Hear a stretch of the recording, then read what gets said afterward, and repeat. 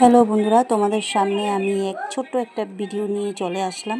আশা করি তোমাদের খুবই ভালো লাগবে। আমি গিয়েছিলাম আমার ভাগ্নির সাথে দেখা করতে। দেখো আমাদের ছোট ভাগ্নি যা দুষ্টামি করছে, দেখো না, রিস্কার মধ্যে বসে আমাকে বলছে কি তুমি চলাও, আমি এইভাবে করে দাঁড়াবো। দেখো না, খেলাধুলা করছে। বহুত দিন হয়ে গেছে ওর সাথে দেখা হয় না, ফোনে কথা হয়েছিল।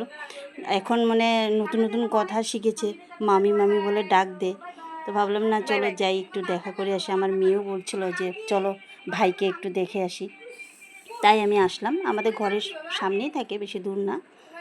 তো এই দেখো না, আমাকে বলছে, দেখো লাইটটা টিপে এখানে গান বাজে, তাই আমাকে শোনাচ্ছে, খেলু খেলু করছে। আর আমার মেয়ে গিয়েছে আমার সাথে, আর গিয়েছে আমার আরেক ভাগ্নি।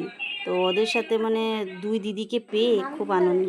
দেখো না, আমাকে বলছে আমি ভিডিও করছি না, কী করো কী করো। এখন কথা শিখেছি তো, বলে নতুন নতুন কথা বলে, শুনতে খুবই ভালো লাগে।